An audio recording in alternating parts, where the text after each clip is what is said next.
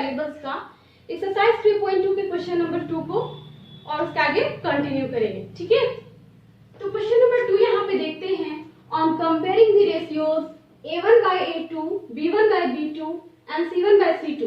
ठीक है, find out whether the lines representing the following pair of linear equations intersect at a point parallel और coincident. यहाँ पे आप देख सकते हो यहाँ 3 क्वेश्चंस है, 1, 2 and 3 है ना। 3 क्वेश्चंस है, वो लीनियर इक्वेशंस है। इसमें a1 by a2 आपको पता ही है कि क्या होता है। a1 by a2 क्या है? a1 जैसे जो फर्स्ट इक्वेशन है उसमें a1, b1 and c1 रहता है। ठीक है, a1 x का कोएफिशिएंट, b1 y का कोएफिशिएंट एंड c1 कांस्टेंट है। ठीक है, उसी तरह a2, b2 and c2। तो ये आपको पता है। तो ये इक्वेशंस को देख करके आपको पता करना है कि ये जो लाइन है, इसका जो लाइन बनेगा वो इंटरसेक्ट करेगा उसका पॉइंट, या पैरेलल होगा या फिर कोइंसिडेंट होगा। तो जैसा कि आपको इंट्रोडक्शन पार्ट में ही बता दिया गया था, अगर आपने नहीं देखा है तो चैप्टर 3 का इंट्रोडक्शन पार्ट है, pair of linear equation two variables, उसमें बताया गया है कि उसमें बताया गया है कि किस तरह से हम इस लाइन को, इस लीनियर इक्वेशंस के रहते हुए, 2 लीनियर इक्वेशंस अगर है मेरे पास, तो किस तरह से हम उसका अलजेब्राइक सॉल्यूशन करके हम कैसे बताते हैं उसको ज्योमेट्रिकली कि वो पॉइंट्स जो है वो इंटरसेक्ट कर रहा है, कि पैरेलल है या फिर क्या है, या फिर कोइंसिडेंट कर रहा है। तो अगर आपने नहीं देखा है तो आप वीडियो के ऊपर आई कार्ड्स होगा, उसमें आप क्लिक करोगे तो सजेस्टेड वीडियो में आ जाएगा, या फिर आपको डिस्क्रिप्शन बॉक्स में भी आप देख सकते हो। ठीक है, इंट्रोडक्शन पार्ट। तो फिर भी हम यहाँ पे डिस्कस कर देते हैं। जैसे फर्स्ट क्वेश्चन है, तो आप यहाँ सबसे पहले जान लो कि हमने क्या पढ़ा था। हमने पढ़ा था, यहाँ साइड में करते हैं, हमने पढ़ा था कि a1 by a2, ठीक है, not equal to b1 by b2। ये जो था मेरा वो क्या था? इंटरसेक्ट करता था। इसका जो पॉइंट था, इसका जो लाइन था वो क्या करता था? इंटरसेक्ट करता था। अगर a1 by a2 not equal to b1 by b2 हो गया तो ये क्या था? इंटरसेक्शन वाला पॉइंट। ठीक है, ये इंटरसेक्शन, पहला इंटरसेक्शन है, सेकंड पैरेलल। पैरेलल में हमने क्या पढ़ा था कि a1 by a2 इक्वल हो जाए b1 by b2 के, बट नॉट इक्वल हो जाए c1 by c2, तो वो क्या होता था? पैरेलल होता था। ये इंटरसेक्ट है, ये पैरेलल है, और थर्ड वन जो हम लोग पढ़े थे वो पढ़े थे कोइंसिडेंट। तो कोइंसिडेंट में क्या होता है? कोइंसिडेंट में a1 by a2 इक्वल होता है b1 by b2 के एंड इक्वल होता है c1 by c2 के। ठीक है, तो ये 3 कंडीशंस आपको याद रखना है। इंटरसेक्शन के लिए ये पॉइंट इंटरसेक्ट करेगा, ये क्या करेगा? a1 by a2 अगर इक्वल हो गया b1 by b2 के बट नॉट इक्वल है c1 by c2 के, तो आप ये समझोगे कि ये क्या है? ये लाइन पैरेलल है। ठीक है, और अगर a1 by a2 इक्वल है b1 by b2 के और इक्वल है c1 by c2 के, तो इसमें क्या बोल सकते हैं कि ये कोइंसिडेंट लाइन है। ठीक है, इसमें बहुत सारे सॉल्यूशंस होते हैं, तो आपको वो सब नहीं बताना, सिर्फ बताना है कि ये जो इक्वेशंस के लाइन है वो इंटरसेक्ट करेगा, कि पैरेलल होगा या फिर कोइंसिडेंट होगा। ठीक है, तो हम तीनों कंडीशंस को जान रहे हैं यहाँ पे। तो सबसे पहला फर्स्ट क्वेश्चन से हम यहाँ पे सॉल्यूशन करते हैं। फर्स्ट का सॉल्यूशन हम यहाँ पे देखते हैं। ठीक है, यहाँ पे हम फर्स्ट का करेंगे एंड देन यहाँ पे सेकंड का करेंगे और उधर थर्ड का करेंगे। ठीक है, तो हम फर्स्ट को देखते हैं। सबसे पहले यहाँ पे a1 लिख लेते हैं, a1 b1 सब लिख लेते हैं।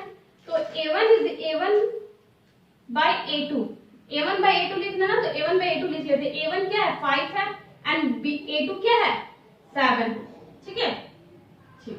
b1 by b2, b1 by b2 आपके पास क्या है? -4 by 6, -4/6 and c1 by c2, यही ना है? c1 by c2 क्या है? 8 एंड c2 क्या है? -9। तो आपको यहाँ पे देखना है, पहले कंपेयर करेंगे a1 by a2 b1 by b2 में। तो आप यहाँ देखो कि a1 by a2 कितना है आपके पास? 5/7 है। अब यहाँ पे क्या? b1 by b2 -4/6। ठीक है, तो ये कट जाएगा, 2 2 4, 2 3 6। तो आप यहीं पे देखो कि 5/7 नॉट इक्वल हो रहा है -2/3 के। ठीक है, ये इक्वल नहीं हो रहा है। इट मींस आप कह सकते हो कि a1 by a2 not equal है b1 by b2 के। अगर ये नॉट इक्वल हो गया तो हम क्या करेंगे? c1 c2 को चेक नहीं करेंगे, सिर्फ यहीं पे छोड़ देंगे। तो ये नॉट इक्वल है, इट मींस हम कह सकते हैं कि therefore lines of these equations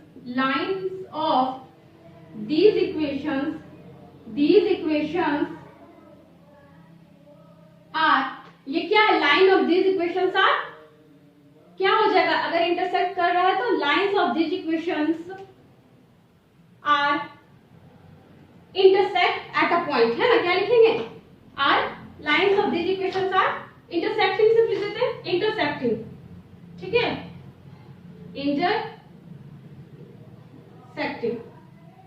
ठीक है, इंटरसेक्टिंग लिख देंगे यहाँ पे। तो यहाँ पे क्या देख रहे हैं कि lines of these equations are intersecting, बस यही आपको बताना है कि वो जो लाइन होगा या इंटरसेक्ट करेगा कि पैरेलल होगा कि कोइंसिडेंट होगा। तो फर्स्ट कंडीशन में ही यहाँ पे दिख गया a1/2 not equal to b1/b2, it means ये क्या हो रहा है, इंटरसेक्ट कर रहा है। अब सेकंड यहाँ पे सॉल्यूशन करके देखते हैं हम, तो सेकंड का सॉल्यूशन हम यहाँ पे देखते हैं। तो देखो a1/a2 फर्स्ट यहाँ लिखते हैं a1/a2, ठीक है, a1/a2 क्या है 9/18 यहाँ लिखिए, ठीक है। अब है क्या b1/b2, तो b1/b2 आपके पास क्या है 3/6, ठीक है, एंड c1/c2 आपको क्या दिख रहा है 12/24, ठीक है, यही दिख रहा है आपके पास। तो हम सबसे पहले a1/a2 यहाँ पे लिख लेते हैं 9/18 है, यहाँ पे आपके पास क्या 9/18 है, b1/b2 क्या 3/6 है। अभी यहाँ पे हम ना ही इक्वल का साइन लगाएंगे ना ही नॉट इक्वल का, ठीक है, पहले इन दोनों में कंपेयर करते हैं, 9 1 9 9 2 18 3 1 3 3 2 6, इट मींस 1/2 इक्वल टू 1/2, ठीक है, ये इक्वल हो गया। अब c1/c2 को चेक करेंगे, अगर ये इक्वल है तभी हम c1/c2 को चेक करेंगे, ठीक है, यहाँ नॉट इक्वल हो जा रहा है, इट मींस इसके आगे चेक करने की जरूरत नहीं है, आप सीधा सीधी बता सकते हो कि ये लाइन क्या कर रहा है, इंटरसेक्ट कर रहा है। बट यहाँ इक्वल है तो हम चेक कर लेते हैं, तो c1/c2 है 12/24, तो 12 1 20, 12 2 12 1 12 एंड 12 2 24, इट मींस आप देख सकते हो a1/a2 b1/b2 एंड c1/c2 तीनों इक्वल है। यहाँ लिख सकते हो a1/a2 equal to b1/b2 equal to c1/c2, it means यहाँ लिख सकते हो therefore lines of these equations are, आप यहाँ देखो जब तीनों इक्वल होता है तो आपने क्या पढ़ा, ये कोइंसिडेंट लाइन होता है, तो आप बोल सकते हैं line of these equations are coincident, ठीक है, बस सिंपल। अगर इसमें भी आपका क्या आ गया, इक्वल आ गया तीनों का तीनों, तो क्या लिख देंगे कोइंसिडेंट, बट अगर ये वाला सेकंड वाला कंडीशन आया तो क्या लिख देंगे पैरेलल। तो अब यहाँ पे देख लेते हैं हम, ये वाला जो बताया गया इंट्रोडक्शन पार्ट में बताया गया, देख लेना डिस्क्रिप्शन बॉक्स में, इसका लिंक दे दिया गया है। अब आप यहाँ पे देखो, इसका सॉल्यूशन करके देखते हैं। यहाँ पे a1/a2, ठीक है, a1/a2 आप यहाँ देख सकते हो क्या है 6 है एंड a2 क्या है 2। हमेशा x का कोफिशिएंट a1 होगा, x का कोफिशिएंट a2 होगा, y का कोफिशिएंट b1 होगा, y का कोफिशिएंट b2 होगा, ठीक है, फर्स्ट इक्वेशन वाला b1 एंड सेकंड इक्वेशन वाला b2, ठीक है। तो a1/a2 6/2 हो गया। अब b1/b2 लिख के देखते हैं, b1/b2 में क्या है -3 एंड -1, यहाँ पे y के पहले कुछ नहीं है तो -1, एंड c1/c2 लिख के देखते हैं, तो 10/9। अब आप यहाँ पे देखो, यहाँ पे आप देखो a1/a2 को पहले कंपेयर करते हैं, a1/a2 क्या है 6/2 है, b1/b2 क्या है -3/-1। अब यहाँ देखो इक्वल या नॉट इक्वल यहाँ पे नहीं लिखेंगे, माइनस से माइनस कैंसिल, ठीक है, 2 1 2 2 3 3। यहाँ पे देखो 3/1 3/1, इट मींस 3 1 का कोई वैल्यू नहीं है, इसका मतलब 3 = 3, ये दोनों तो सेम दिख रहा है, इट मींस ये इक्वल है।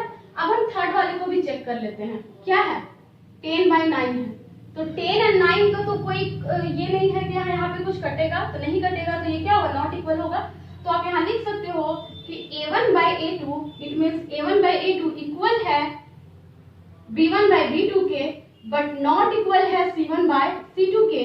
तो यहाँ लिख सकते हो therefore lines of these equations are, lines of these equations are, क्या हो जाएगा, जब ये नॉट इक्वल है तो क्या हो जाएगा पैरेलल, तो क्या लिख दोगे दीज इक्वेशंस आर पैरेलल, बस सिंपल, ठीक है।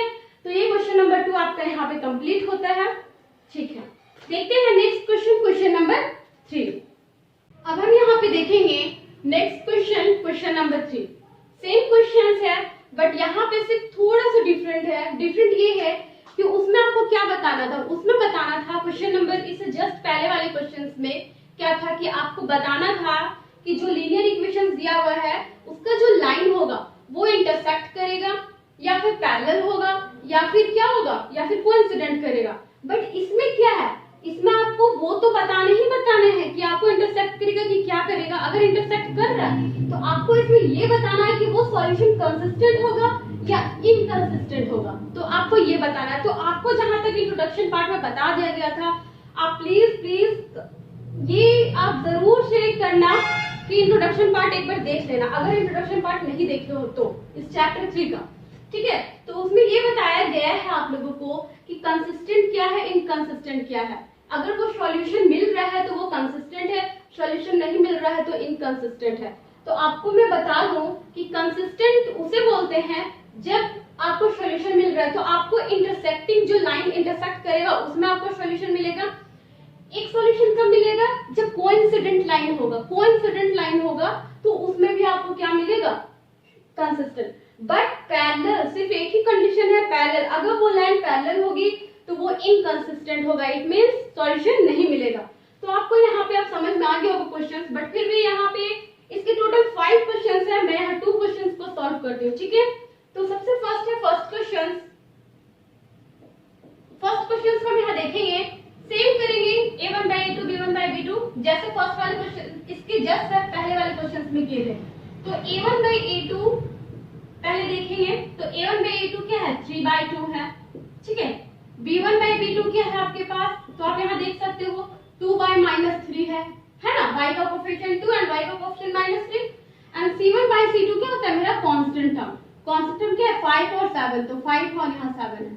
तो आपको पहले कंपेयर करना है a1 by a2 b1 by b2, ठीक है। तो आप यहाँ देखो a1 by a2 3/2 है, b1 by b2 2/-3, ठीक है।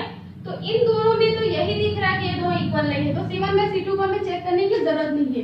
अगर ये इक्वल नहीं है तो आप यहाँ लिख सकते हो कि क्या लिख सकते हो, हाँ, कि lines of these equations are lines of these equations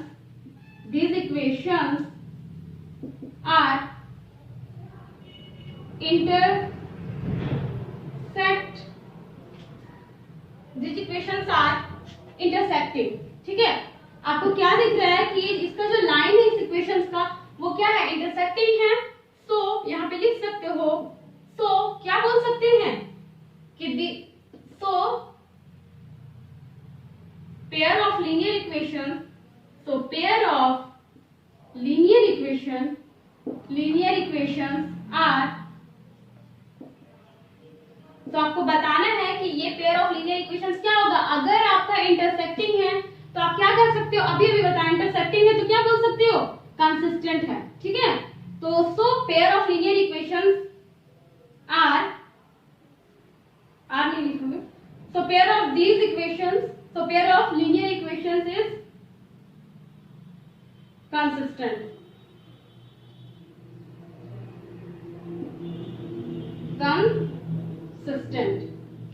ठीक है। तो आई होप कि आपको ये क्वेश्चंस भी अच्छे से समझ में आ गया होगा, ठीक है। so pair of linear equation is consistent, ठीक है।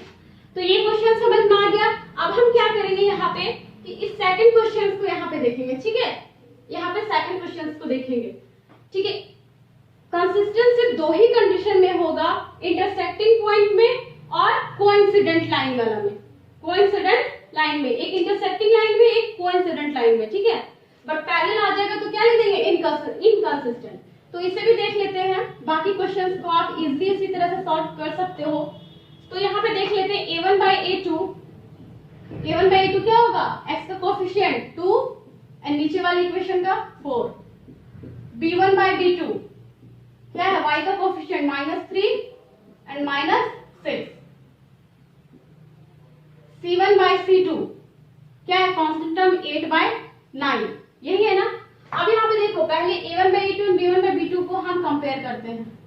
तो a1 by a2 2/4, b1 by b2 -3/6, minus से -3 -6, माइनस से माइनस कैंसिल, 2 1 2 2 2 4, 3 1 3 3 2 6। देख सकते हो 1/2 दोनों इक्वल दिख रहा है।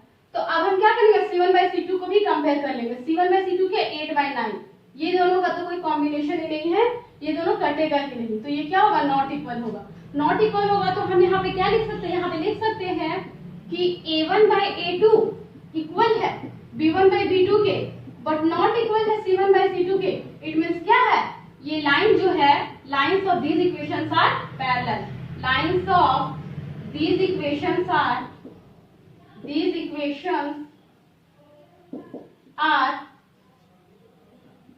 parallel, these equations are parallel। Parallel है तो क्या बोल सकते हैं, so the pair of linear equation, show the pair of linear equations is, so pair of linear equations is क्या होगा, अगर लाइन पैरेलल आ गया इस इक्वेशंस का तो क्या बोल सकते हैं, इनकंसिस्टेंट। हमें यही तो बताना है कि कंसिस्टेंट है या इनकंसिस्टेंट है, तो ये क्या है, इनकंसिस्टेंट। बस इस क्वेश्चंस में यही करना है। आई थिंक ये क्वेश्चंस भी बहुत अच्छे से समझ में आ गया होगा, तो आप उम्मीद करती हूँ कि आप सारा क्वेश्चंस इजीली कर लोगे, ठीक है। अब देखते हैं नेक्स्ट क्वेश्चन, क्वेश्चन नंबर 4। अब हम यहाँ पे देखेंगे क्वेश्चन नंबर 4। क्वेश्चन नंबर 4 में भी आपको क्या करना है, देखो, which of the following pair of linear equations are consistent or inconsistent?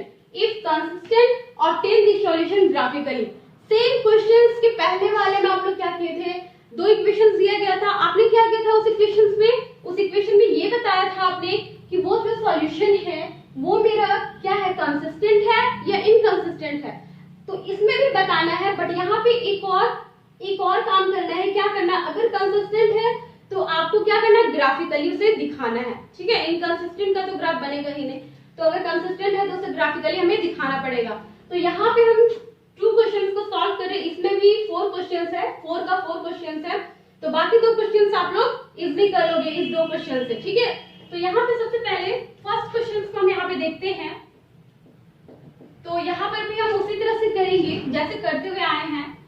तो A1/A2 करेंगे, ठीक है, सबको कंपेयर करेंगे। तो A1/A2 में आप देख सकते हो 1 है A1 और A2 क्या है, 2 है।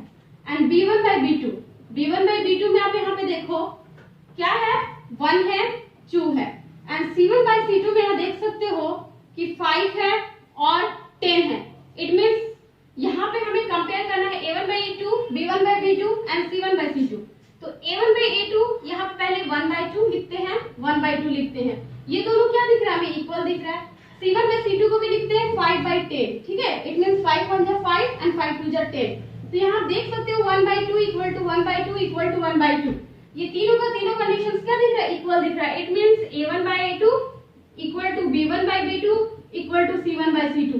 तो आप यहाँ लिख सकते हो कि ये क्या है, ये क्या दिख रहा है आपको, अगर तीनों इक्वल है तो आप क्या बोल सकते हो, ये क्या है, इसका कोइंसिडेंट लाइन है। इट मींस जो ये पेयर ऑफ लीनियर इक्वेशंस दिया हुआ है, तो यहाँ लिख सकते हैं कि therefore the pair of linear equations, the pair of linear equations is, आप खुद ही बोलो, ये लाइन कोइंसिडेंट लाइन है, तो कोइंसिडेंट लाइन है तो इसका जो पेयर ऑफ लीनियर इक्वेशन होगा वो कंसिस्टेंट होगा या इनकंसिस्टेंट होगा। अगर हमें वो सॉल्यूशन दे रहा है कोइंसिडेंट लाइन है तो वो क्या होगा, मेनी सॉल्यूशंस दे रहा है तो वो कंसिस्टेंट होगा। तो pair of linear equations is consistent. अब यहाँ पे मेरा एक और काम हो गया यहाँ पे करना, वो काम ये हो गया कि अगर ये कंसिस्टेंट है तो आपको क्या करना है, ग्राफिकली दिखाना है। तो चलो हम ग्राफिकली दिखाते हैं। तो सबसे पहले इक्वेशन 1 के लिए ग्राफ देखते हैं। इक्वेशन 1 इसको मान लेते हैं, ठीक है। ये इक्वेशन 1 है और ये इक्वेशन 2 है। तो इक्वेशन 1 के लिए हम यहाँ पे ग्राफ देख लेते हैं, ठीक है। तो इक्वेशन 1 के लिए यहाँ पे ग्राफ देख लो, ठीक है। ये इक्वेशन 1 के लिए बनाते हैं, ये इक्वेशन 2 के लिए बनाते हैं, ठीक है। यहाँ पे x एंड y, यहाँ पे x एंड y, ठीक है। ये इक्वेशन 1 रहेगा मेरा एंड ये रहेगा इक्वेशन 2 के लिए। इक्वेशन 1 के लिए हम यहाँ पे ग्राफ बना रहे हैं और यहाँ इक्वेशन 2 के लिए बना रहे हैं। तो देखो सबसे पहले यहाँ पे कुछ ऐसा वैल्यू पुट करना पड़ेगा। हमें हमेशा आपको बताया गया है कि जब भी हम कोई भी वैल्यूज लेते हैं वो इतने इजीली लेते हैं कि ग्राफ मेरा आसानी से प्लॉट हो जाए और डेसिमल में ना आए वो नंबर। तो यहाँ पे हम कुछ ले सकते हैं, अगर x का वैल्यू हम 0 रखते हैं, ठीक है, x का वैल्यू 0 रखते हैं तो y क्या मिलेगा, ये पार्ट 0 हो गया तो y क्या मिलेगा, 5 मिलेगा इक्वेशन 1 में। आप क्या कर सकते हैं, y का वैल्यू अगर हम y का वैल्यू 0 रख सकते हैं तो x क्या मिलेगा हमें, x अगर x y का वैल्यू 0 रख दिए तो x क्या मिलेगा, 5 मिलेगा। तो ये हो गया। अब सेकंड क्वेश्चन में यहाँ पे देखो, यहाँ पे है 2x + 2y = 10। अगर x का वैल्यू 0 रखो, x का वैल्यू 0 रखो तो y का वैल्यू क्या मिलेगा, ये 0 हो गया तो 2 × 2 2 5 10 क्या मिलेगा, 5 मिलेगा। इसे आप लोग कर लेना अच्छे से, ठीक है। और अगर y का वैल्यू 0 रखते हैं, सेम y का वैल्यू 0 रख लेते हैं, y का वैल्यू 0 रख लेते हैं, तो y का वैल्यू 0 रख लिए तो 2 × 2 2 5 10 मींस 5। आप देख सकते हो दोनों में सेम तरह का पॉइंट मिला है। आप यहाँ कुछ और भी ले सकते हो, ठीक है, तो दोनों में सेम तरह का पॉइंट मिला है। चलो यहाँ पे कुछ अलग पॉइंट्स ले लेते हैं, ठीक है, क्योंकि सेम पॉइंट मिला है तो कोई दिक्कत नहीं है, बट आप कुछ भी रख सकते हो, ठीक है। अगर हम x का वैल्यू 1 रखेंगे तो y क्या मिलेगा मुझे, y मिलेगा 5 - 1 यानी कि 4 मिलेगा। चलो यहाँ पे वही कर लेते हैं, x का वैल्यू 1 रख लेते हैं तो y क्या मिला हमें, 5 - 1 इट मींस 4 मिला, ठीक है। ये थोड़ा अलग वैल्यू ले लिए, आप चाहते तो वही सेम वैल्यू भी रख सकते थे, बट हम अलग वैल्यू ले लिए। आप क्या कर सकते हैं, इसे ग्राफिकली दिखाना है तो आप देखो इसी का यहाँ पे ग्राफिकली हम दिखाने की कोशिश करते हैं। तो यहाँ देखो, यहाँ पे हम ग्राफिकली दिखाएंगे, ठीक है। इक्वेशन 1 का हम सॉल्यूशन कर रहे हैं तो ग्राफिकली दिखाने के लिए देखो, सबसे पहले तो एक लाइन लेना पड़ेगा हमें y एक्सिस, ठीक है, एंड ये x एक्सिस, ये मेरा क्या है, ओरिजिन है, ठीक है। यहाँ क्या बोला है, x का जो मैक्सिमम वैल्यू देख सकते हो 5 है, तो 1 2 3 4 5 1 2 3 4 5 आपको दिख रहा है। उसके बाद यहाँ देखो कि y का जो मैक्सिमम वैल्यू वो भी मेरा 5 है, तो y का मैक्सिमम वैल्यू 1 2 3 4 5 यहाँ ले लेते हैं, ठीक है। यहाँ नेगेटिव वैल्यू तो नहीं है, बट फिर भी हम यहाँ पे कुछ नेगेटिव वैल्यू ले लेते हैं, ठीक है। यहाँ पे नेगेटिव वैल्यू में -1 -2 -3 कुछ भी, यहाँ पर भी -1 -2 और -3। अब यहाँ पे देखो कि हम यहाँ पे क्या दिखा सकते हैं,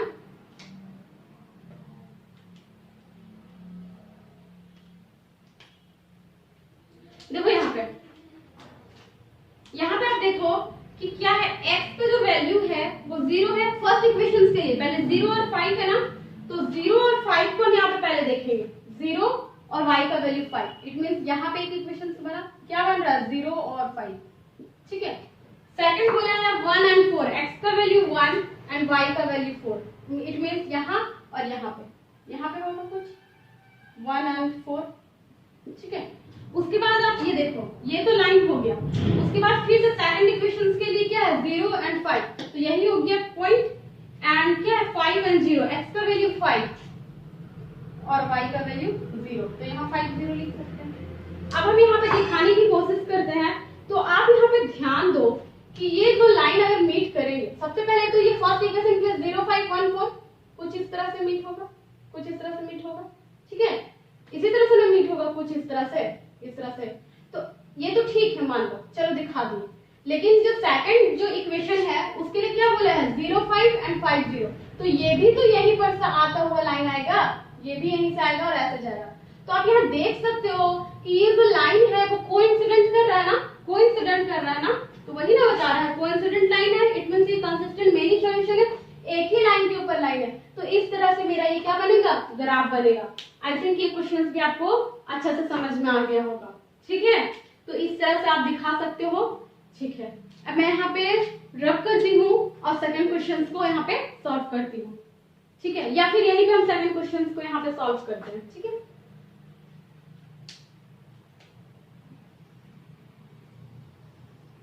ठीक है, सेकंड क्वेश्चन का हम यहाँ पे इस क्वेश्चन का सॉल्यूशन यहाँ पे करते हैं, ठीक है। सेकंड क्वेश्चन का सॉल्यूशन ये फर्स्ट है। सेकंड में देखते हैं कि हम तभी सिर्फ इसका ग्राफ बनाएंगे जब वो सॉल्यूशन मेरा कंसिस्टेंट होगा, अगर इनकंसिस्टेंट होगा तो उसका ग्राफ बनेगा ही नहीं, बनाना भी नहीं है। तो सबसे पहले a1 by a2 यहाँ पे देखते हैं, ठीक है। a1 by a2 क्या है, 1 and 3, तो 1 and 3। b1 by b2, ठीक है, b1 by b2 यहाँ पे देखेंगे तो क्या है, -1 and -3, तो -1 and -3, ठीक है। c1 by c2 देख लेते हैं, तो c1 by c2 क्या है, 8 and 16, है ना, तो 8 and 16।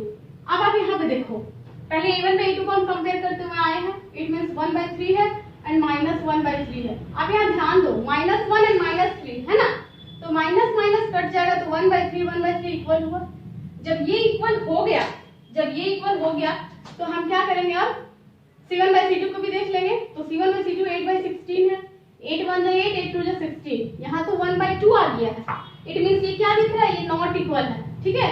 तो यहाँ लिख सकते हैं कि a1 by a2 इक्वल तो है b1 by b2 के, बट नॉट इक्वल है c1 by c2 के। इट मींस ये क्या है, ये क्या है, पैरेलल लाइन है ना, क्या दिख रहा है, पैरेलल लाइन है। तो आप यहाँ लिख सकते हो कि therefore the lines of these equations are क्या बोल सकते हैं, ये जो लाइन जो दिख रहा है वो क्या है, आप यहाँ मत लिखो, ये वाला डायरेक्ट लिख दो, क्योंकि ये हमको दिख रहा है कि ये पेयर है, तो आपको सिर्फ बताना है कंसिस्टेंट है या इनकंसिस्टेंट। हमें क्या दिख रहा है, ये पैरेलल लाइन दिख रहा है, तो यहाँ बोल सकते हैं कि therefore the pair of linear equations